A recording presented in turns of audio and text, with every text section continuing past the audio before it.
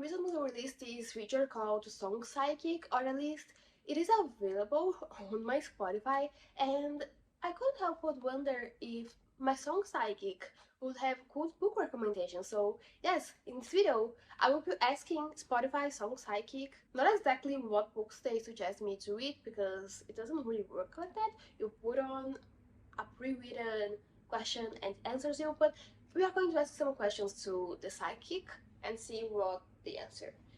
Song Psychic, your questions answered with a song. Let's get started. School, friends and family, love, career, life's greatest mysteries, my future, myself, style, lunch. Okay, let's go for my future. Tap to type. Let's start with the most pressing question. Will I win the lottery? Submit. The answer is IDGAF by Dua Lipa. Okay, what book would have the same vibes as that? Two options I put here that might be okay. It's My Friend Anna by Rachel Tenoch Williams. This is about Anna Sorokin, Anna Delvey, and this is a book that inspired Inventi Anna. And Anna, she pretty much IDGAF to everyone. Honestly, I'm kind of like, should I read? But maybe I should read King of Rap by Anna Huang, because this is a billionaire romance, so you know, lottery, they also don't give the IDGAF if they win the lottery or not, because they already have enough money. I finished reading King of Wrath by Anna Huang, and basically this book, it is the first book in a series called the King of Sin series, and it's a series that basically follows a bunch of billionaires, and some girls falling in love with the billionaire. King of Wrath follows Vivian and Dante. Dante, he is the heir and CEO of this luxury conglomerate. Think of carrying an LVMH, and some key things to know about him is that one, he's Italian, second, he's grumpy, and he has anger management problems. And then we have Vivian, she's also an heir, she's also a trans fund baby, but she actually built a business on party planning, and she's actually quite successful at that. And one day her father calls her and basically tells her that he found a husband for her. Vivian has no particular desire to get married at this point. She also has no idea who her father arranged for her to marry, but she has this strong sense of duty, and she's very much a people pleaser, especially when it comes to her parents. So she goes to this dinner to meet her future husband, and turns out it is Dante, who is known for being a grumpy with anger management problems, and clearly has no desire to marry Vivian. At least that's how it seems for Vivian. So the tropes for this book are billionaire romance, marriage of convenience, and forced proximity, because they go to live together. So the high society of New York doesn't find weird that out of the blue they are engaged and they don't live together. So, well, now they live together. And they have also this almost enemies to lovers dynamic, or rivals to lovers dynamic, because at the beginning they clearly they are not in the best of terms. In classic Anna Huang style, this is a very much smutty romance novel. I had mixed feelings about the romance in the story, because at first it feels like there's so much more physical connection than emotional connection between the characters. There are points where there is mud, where what's the point of this mud at this point in the story? Also, Dante, he's basically an asshole to Vivian for most of the time, and we understand why he's an asshole. I don't think it justifies it. Also, this leaves Vivian very confused, because she has no idea why he's being an asshole, and yet he's going to marry her. One thing I liked about this book is that if you read Twisted Lies, which is the fourth and final book in the Twisted series, you will already have met Vivian and Dante, and we get their POV of some of the things that are happening in Twisted Lies, especially of Christian strolling, and I really enjoyed those parts, but I'm kind of partial because I really enjoyed Twisted Lies and I really enjoyed Christian's trolling. So I felt like it was quite natural for me to also enjoy seeing their POV or opinion. In terms of a rating, I ended up giving this book 4 stars because I'm not gonna lie, I had fun reading this book. So I think that justifies the 4 stars. But I don't think I would ever reread this book just because I don't have a strong attachment to the characters and to the story. There are some things about the story that I really didn't like. I did like Vivian as a character. I didn't enjoy Dante as a character and as the hero of a romance novel. I did like the side characters, but there were some plot points and some details from this novel that for me it wasn't pleasant to read about, but that's pretty much more of a me thing because I felt like I could relate too much to my real life reality. So for that reason, I didn't enjoy those plot points, but that is a very much personal situation. But overall, let's give credit where credit is due. This is an entertaining novel, and there isn't something egregious about it. When reading this book, I think it's a good mindset to have to understand that this isn't the story, this isn't the novel, the book that will get a Pulitzer Prize or any fancy award, but it is entertaining, and that's what it's meant to do, and that's what it did. And yeah, King of Wrath, I gave 4 stars. Okay, so for our second prompt, let's open the Psychic again and ask a question. Let's do ask for me for the Psychic. Ooh, lunch. What should I have for lunch? I already know what. And the answer is kiwi by Harry Styles. I'm not going to eat kiwi for lunch, but things that kiwi. So maybe we can have a certain hunger where apparently the main character eats her lovers. Also, there's something about having a baby. In kiwi, do we have accidental pregnancy? No, not really. Do you have any books from New Zealand? I think we can go with A Certain Hunger by Chelsea G. Summers because she's a food critic and she likes eating, even if it is her lovers.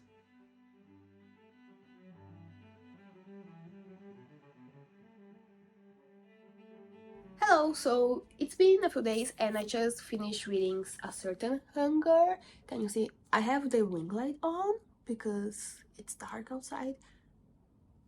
I don't know if you can really tell like the cover because the cover is neon and on my camera it seems like it's not that great to look at.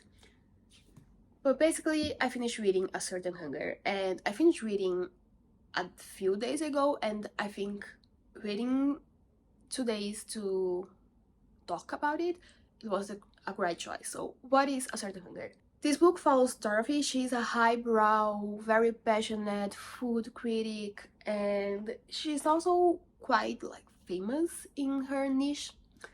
And she is a self-proclaimed psychopath, and she has this weird little habit of sending her lovers to heaven and then eating a morsel of their bodies.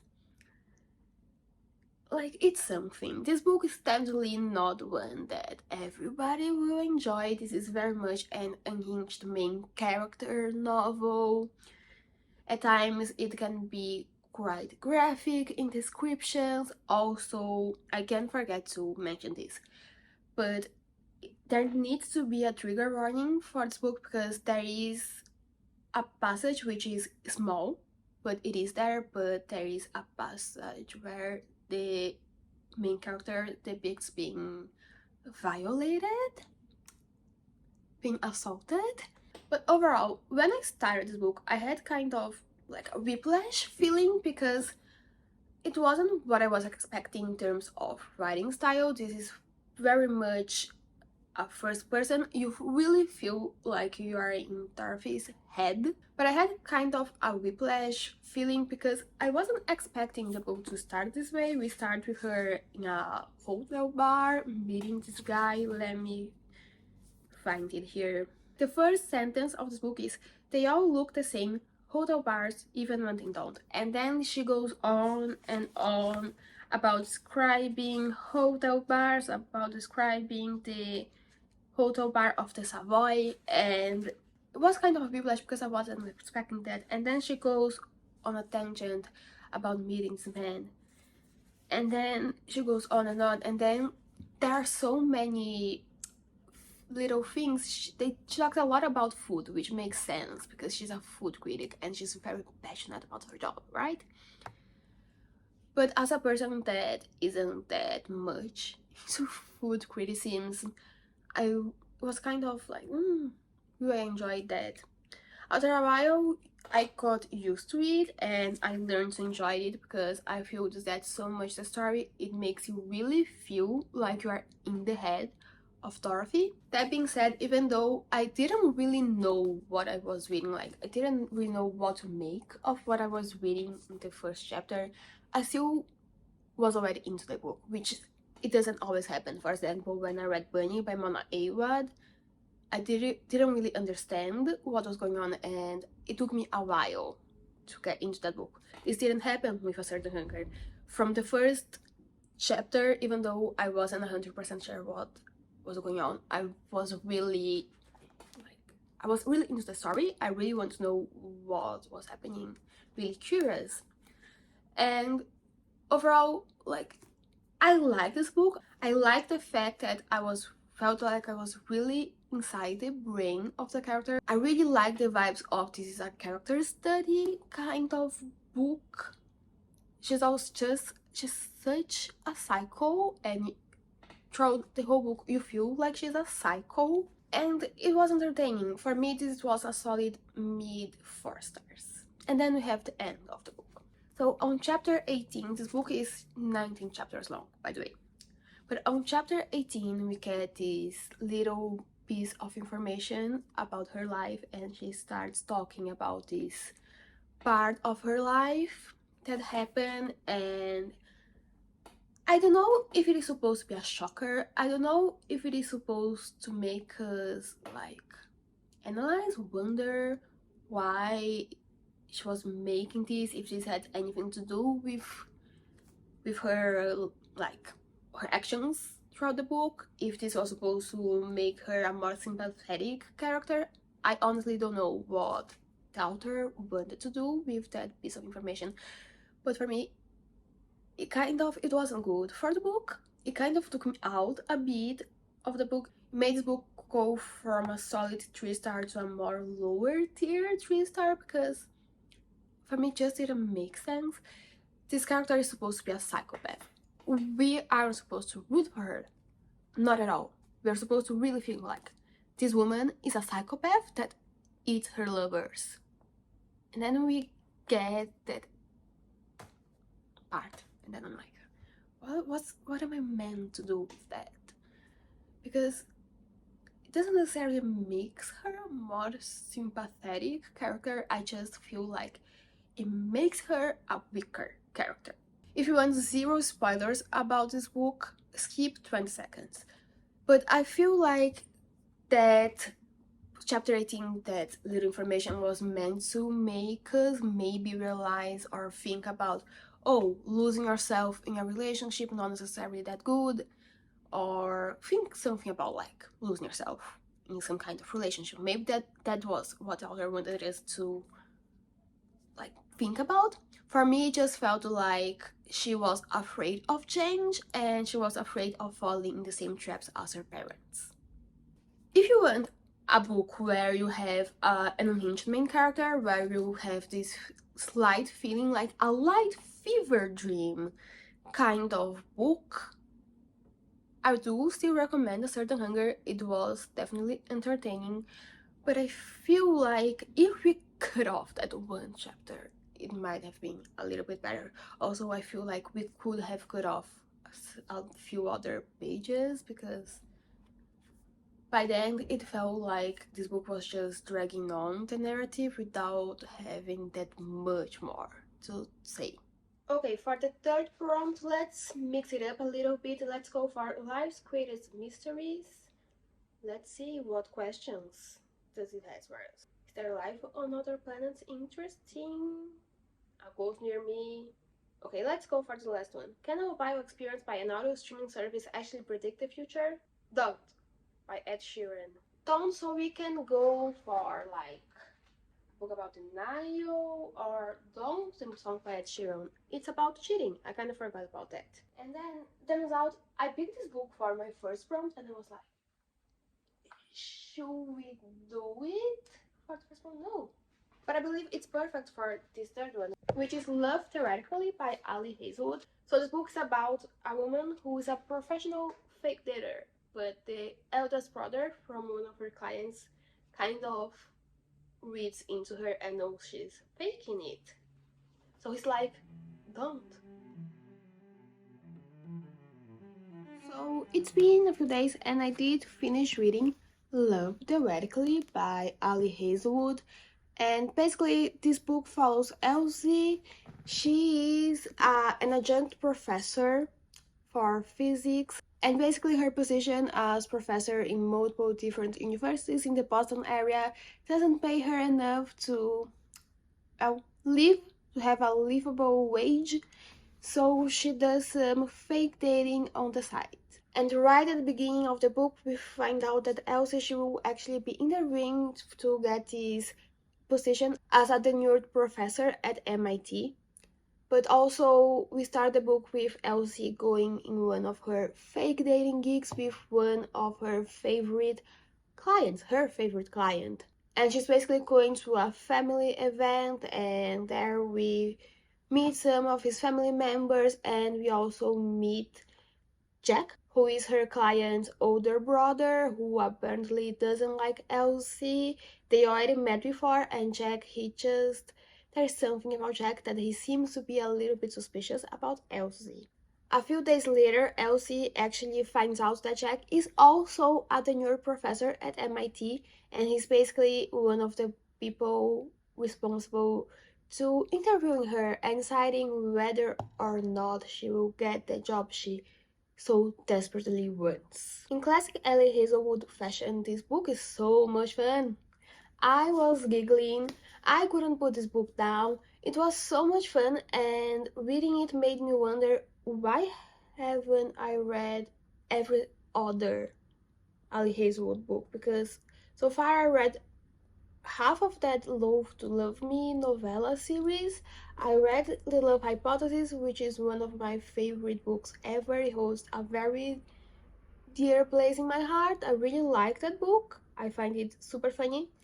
And I adored Love Theoretically. So why haven't I read more Ali Hazelwood? That is a question. But basically, as I already spoiled this book, it's just so much fun. It's funny. I loved Elsie. She's an interesting main character. Jack is just so adorable, and I love Jack. And then we have a cameo of Adam and Olive, who is the main characters in The Love Hypothesis, and that was just so cute. As a fan of The Love Hypothesis, thank you, Ali. And then, like, I just love this book. So much fun. So much fun. Like, I'm debating, my mom recently asked me for rom-coms recommendations, and she likes fluff. And I'm seriously considering getting her a copy of Love Theoretically. That's how cute, how fluffy, how adorable this book is. Which there's some discussion of important topics like diabetes and the state of higher education, the salary of professors. They're important discussions. They're important topics inside this cute little rom-com, which makes you learn a bit about them, it makes you reflect about them, but overall it's just so fluffy and fun, and I just had so much fun reading this book. I'm having a minor love affair with this book because Thank you, Ali. Thank you. This book also, like, it made a miracle. It performed a miracle. So the main characters in this book, they are physics professors. I'm not a physics girly. It has been almost 10 years since I graduated high school, but I still vividly remember not vibing with the physics classes, the subject of physics. Every single other subject, I was a great student. I had amazing grades. Math, I was like okay. Physics, I could never work as a physics professor because, well, theoretically it made me not mind physics. And thank you, Ali Hazelwood. I ended up giving this book 4 stars. This is very much like higher tier 4 star. It just isn't a 5 star because there is nothing that changed my life, that changed my view of life. But this is very much a very top tier 4 star for me. It's just so much fun. So yes, this is it for this video of the Spotify Psychic picking what I read for. It was supposed to be a week, but it's been more than a week. So if you like this video, please leave a like and subscribe.